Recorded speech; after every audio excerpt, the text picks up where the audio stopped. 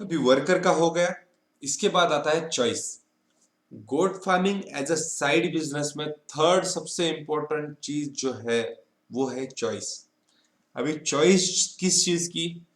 आपका अगर बकरी है जो आप गोट फार्मिंग के लिए जो कुछ भी बकरी आप लेने वाले हो वो एकदम अच्छी क्वालिटी की होनी चाहिए। उसके लिए जो चॉइस करना है वो हमेशा इंपॉर्टेंट रहती है। अगर आपका गोट फार्मिंग का बजट है, सपोज 50 गोट्स लेने वाले हो आप, तो मैं ऐसा आपको प्रेफर करूंगा कि उस जगह पे आप सिर्फ 25 गोट्स ही ले। यानी अगर आप 50 बकरियां लेने वाले हो तो मेरा ऐसा सजेशन रहेगा कि आप उस 50 यानी अगर आपका बजट 50 बकरियां लेने का है तो 50 बकरियां लेने की जगह आप 25 बकरियां ही ले उसी बजट में। अगर यानी सपोज अगर आपको एक बकरी 10,000 में लेनी है तो उस जगह पे आप उसी बकरी के लिए 20,000 खर्च करें। मेरे में कहने का मतलब ये है कि जो भी आप बकरी लेने वाले हो वो एकदम अच्छी क्वालिटी की होनी चाहिए। अभी बकरियों में क्या क्वालिटी रहती है? सारी बकरियां तो एक जैसी रहती है अगर आप ऐसा सोचते होंगे। क्योंकि आप एक काम कीजिए कि आप सच में 10-12 बकरियों को देखिए, तब आप समझ जाओगे कि नहीं भाई, ये बकरी इस बकरी से इस तरह से अलग है। तो उसमें से आप जब भी आपको बकरी लेनी है तो गड़बड़ बिल्कुल मत कीजिए। एक साथ 50 बकरियां बिल्कुल मत खरीदिए। आप 50 बार मार्केट में जाइए, 50 बार मार्केट में जाके एक एक बकरी लीजिए। वो और उससे आपका जो है बकरी जो गोट फार्मिंग है वो बढ़ाइए, वो सक्सेसफुल रहेगा। लेकिन अगर आप कोई भी गड़बड़ करते हो, नहीं अगर आप किसी भी चीज की जल्दी करते हो तो आपका जो है ये जो चॉइस यानी जो चुनने का जो एक महत्वपूर्ण मुद्दा है वहां पे आप फेल हो जाओगे। और यहाँ पे अगर आप गलती कर दोगे तो आपके गोट फार्मिंग को आप सक्सेसफुली रन करने में फिर से प्रॉब्लम हो जाए। उसके बाद जो मेटिंग के लिए जो आप जो जो बकरा लेने वाले हो वो भी बहुत अच्छा क्वालिटी का लीजिए। यानी मुझे अगर मैं अगर खुद के लिए लूंगा तो 10 बकरियों की कीमत डाल के मैं एक अच्छा बकरा लूंगा, क्योंकि उसके ऊपर ही आपका जो इन सोर्स ऑफ इनकम डिपेंड है। बकरियां आपका गोट फार्मिंग में जो आप बकरियां आपके शेड में लेने वाले हो वो आपका इनकम नहीं है, उनके उनसे जो आपको बच्चे मिलने वाले हैं वो आपका इनकम है। और वो बच्चे अच्छे होने के लिए उनका बाप जो है वो भी अच्छा होना चाहिए। और इसीलिए जो आपको मेटिंग का बोकट यानी मेटिंग का जो बकरा लेना है वो सबसे अच्छा क्वालिटी का होना चाहिए। अगर आप उसमें कुछ गलती कर देते हो तो आपके पास जो होने वाले बच्चे हैं, जो भी बकरी आपकी बच्चे देंगी वो अच्छे क्वालिटी के नहीं होंगे। और अगर वो अच्छे क्वालिटी के नहीं होंगे तो उनका वेट अच्छी तरीके से नहीं बढ़ेगा, उनका वेट जितना बढ़ना चाहिए उस स्पीड से नहीं बढ़ेगा और इसीलिए आपका नुकसान होगा। इसीलिए चॉइस जो है वो सबसे बहुत ज्यादा इंपॉर्टेंट है। उसके बाद आता है मैनेजमेंट।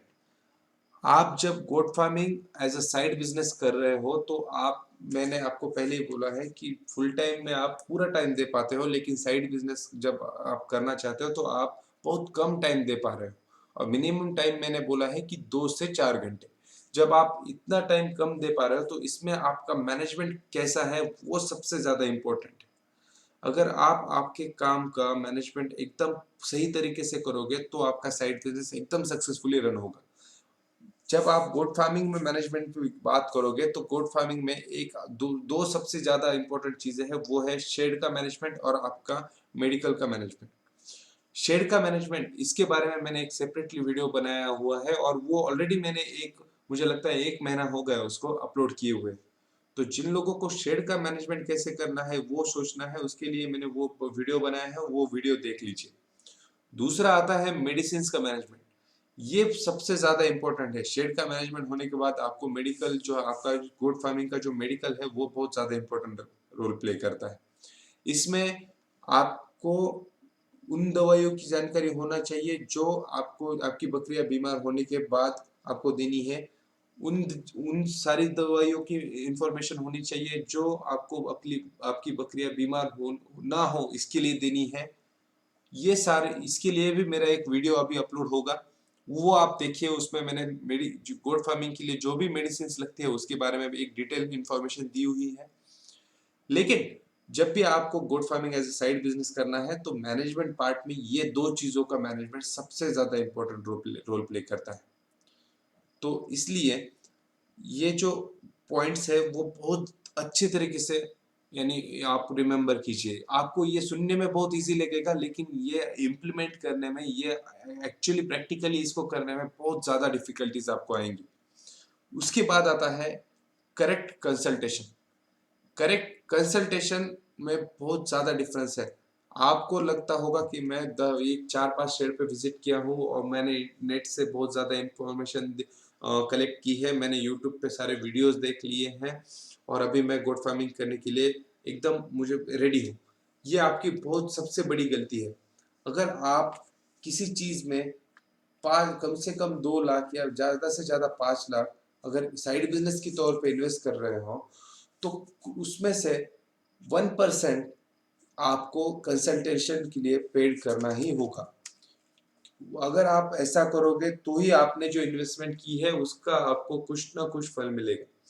अगर आपको कंसल्टेशन आपका अगर नहीं है आपके पास, तो आप practically goat farming as a side business करना आपको बहुत ज़्यादा मुश्किल हो जाएगा। और उसके बाद आपको अगर लॉस होगा तो उसके लिए आप बोलोगे कि गोट फार्मिंग एक प्रॉफिटेबल बिजनेस नहीं है। क्योंकि आप अगर ऐसा सोचते होगे कि नहीं, मैंने बहुत सारी इंफॉर्मेशन कलेक्ट कर ली है, मैंने 2-4 शेड को विजिट भी की है, वहां पे भी मैंने जाके आया हूँ, मैंने वहां पे क्या हो रहा है वो भी देखा है। मैं आपको ये बोलना चाहता हूँ कि अगर आप किसी बकरी जहाँ पे बकरी पालन हो रहा है वहां पे जाके आए हो, तो मेरा ये कहना है कि वहां पे जो प्रॉब्लम आप वहां उनको आती है, वही प्रॉब्लम आपको आएगी, ये आप बोल नहीं सकते। मेरा जहां तक का मेरा एक्सपीरियंस है वहां तक मैं आपको बोलना चाहता हूँ कि जो हर आप जितने शेड्स देखोगे वहां पे हर शेड पे एक अलग नया प्रॉब्लम आएगा। इसलिए आपके शेड पे भी जो भी प्रॉब्लम आने वाला है वो एक बहुत यूनिक है। और इसीलिए आपको ऐसे आदमी की जरूरत है जो जो प्रॉब्लम आने वाला है उसको करेक्ट तरीके से गाइड कर सके। आपको जो है गोट फार्मिंग के लिए कंसल्टेशन सिर्फ 1 साल के लिए लगेगा। उसके बाद सेकेंड ईयर में आपको गोट कंसल्टेशन की जरूरत नहीं है, क्योंकि आपको ही पूरा नॉलेज आ जाएगा कि आपको जब एक प्रॉब्लम आ रहा है तो उसको कैसे फेस करना है। मार्केट में बहुत सारे लोग अवेलेबल है जो पेड कंसल्टेशन देते हैं। किसी भी, मैं खुद भी एक पेड कंसल्टेशन देता हूँ, लेकिन आप किसी को भी एक आपको जो करेक्ट लगे उसको कांटेक्ट कीजिए, उससे कंसल्टेशन लीजिए और आपका गोट फार्मिंग जो है वो एक कंसल्टेशन लेके आप एक goat farming as a side business start कीजिए। अगर आपने यहाँ पे गलती कर दी, अगर आपने कंसल्टेशन लेते वक्त अगर जब भी आपको कंसल्टेशन लेना है तो 1 साल का लीजिए, क्योंकि आपको पूरा सीखने के लिए 1 साल लग जाएगा। एक बार आपको पूरी जानकारी हो गई, उसके बाद आपको कंसल्टेशन की जरूरत नहीं है। ये है goat farming as a side business के लिए जो भी इंपॉर्टेंट चीज है उनके बारे में। अगर आपको वीडियो पसंद आया हो तो लाइक कीजिए, अगर नहीं आया हो तो उसी के साइड में डिसलाइक का बटन है वो दबा दीजिए।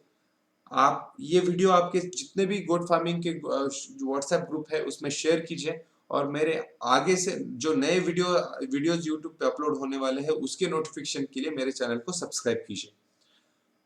इसी इसी वीडियो के डिस्क्रिप्शन में मैंने मेरे व्हाट्सएप ग्रुप का लिंक शेयर किया हुआ है, फेसबुक पेज का लिंक शेयर किया हुआ है। जिन लोगों को मेरा व्हाट्सएप ग्रुप ज्वाइन करना है वो उसमें उस लिंक का यूज करके मेरा व्हाट्सएप ग्रुप ज्वाइन कर सकते हैं। फेसबुक पेज लाइक कीजिए ताकि आपको फेसबुक पे आने वाले सारे वीडियोस का नोटिफिकेशन मिल जाएगा। और सबसे इम्पोर्टेंट, अगर आप मेरा व्हाट्सएप ग्रुप ज्वाइन करते हो तो कभी भी गोट फार्मिंग को छोड़ के दूसरा मैसेज उसमें मत पोस्ट मत कीजिए। Good morning, good afternoon, good evening, ऐसे कुछ भी मैसेज उसमें पोस्ट मत कीजिए।